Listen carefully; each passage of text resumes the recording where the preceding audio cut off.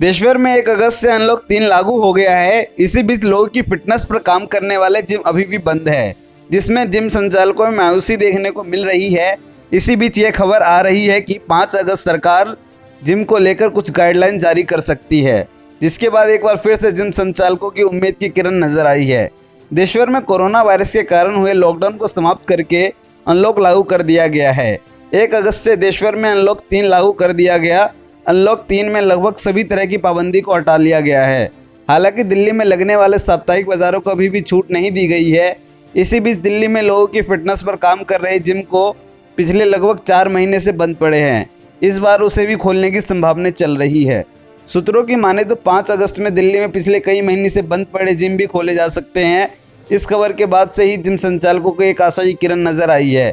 आज जिम संचालक सिर्फ इस उम्मीद पर बैठे हैं कि कब सरकार इनके जिम के शटर खोलने की गाइडलाइन जारी करेगी। गौरतलब है कि राजधानी दिल्ली सहित अनेक राज्यों में मार्च से ही जिम के शटर बंद पड़े हैं। तब से ही तमाम जिम संचालक लगातार सरकार से जिम खोलने की गुहार लगा रहे हैं।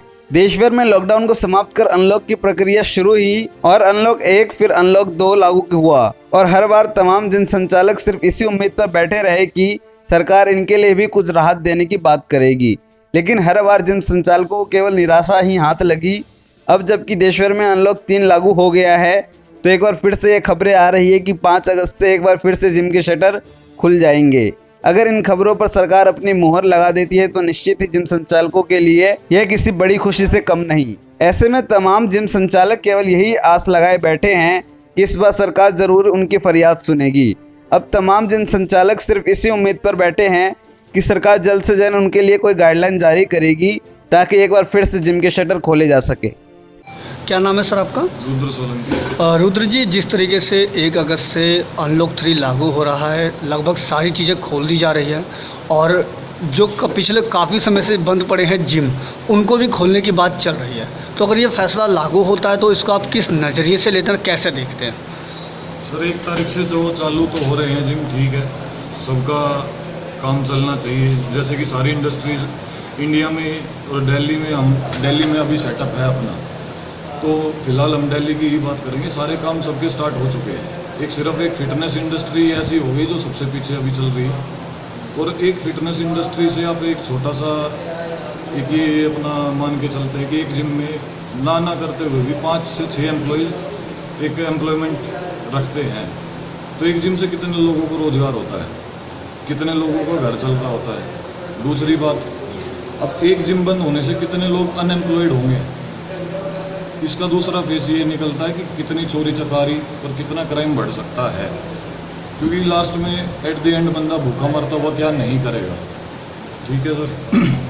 दूसरी बात, अगर जिम खुल जाती हैं तो ऑन माई पर्सनल बिहाफ तो यही रहेगा कि एक प्रॉपर गाइडलाइन के तहत इस चीज़ को हम फॉलो करें कि जिम भी खुले और साथ के साथ हम इस चीज़ को स्प्रेड होने से भी रोक सके, जो एक पैंडेमिक सिचुएशन चल रही है इंडिया में कोरोना वायरस को लेकर, ताकि हम अपना हेल्थ भी मेंटेन रख सके। और साथ के साथ एक जिम को बोला जाता है कि इम्यूनिटी बूस्टर होती है चीज़। इम्यूनिटी लोगों की हमें बढ़ानी है, ना कि कम करनी है। अभी तक सरकार ने जो भी फैसला लिया है, ठीक है, कुछ ना कुछ सोच के ही उन्होंने अभी तक फिटनेस इंडस्ट्री को या जिम लाइन को बंद रखा हुआ है।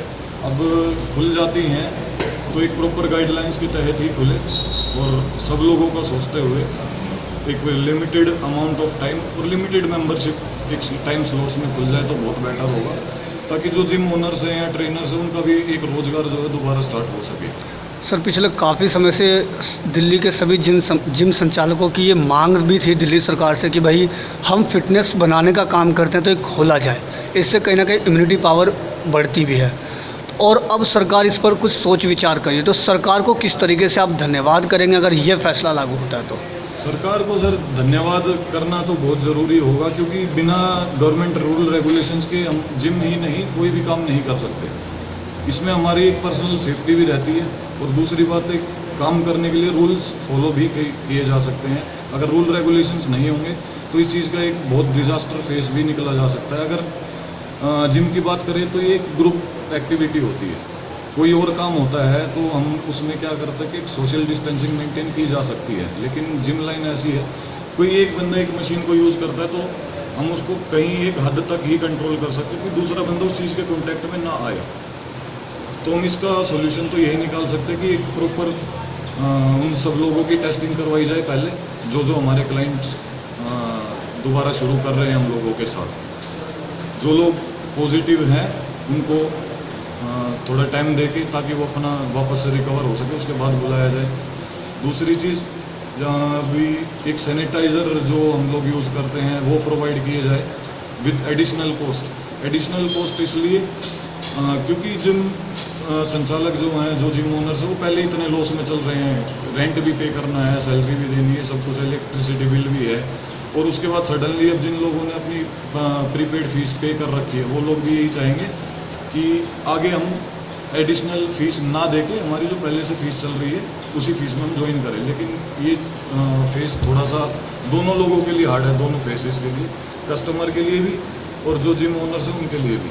तो ये चीज़ दोनों आपस में एक रजामंदी से चीज़ समझते हुए चलाई जाए कि थोड़ा बहुत सेक्रीफाइस जिम ओनर भी करे और थोड़ा सेक्रीफाइस एक कस्टमर भी करे, तो ज़्यादा बेटर रहेगा।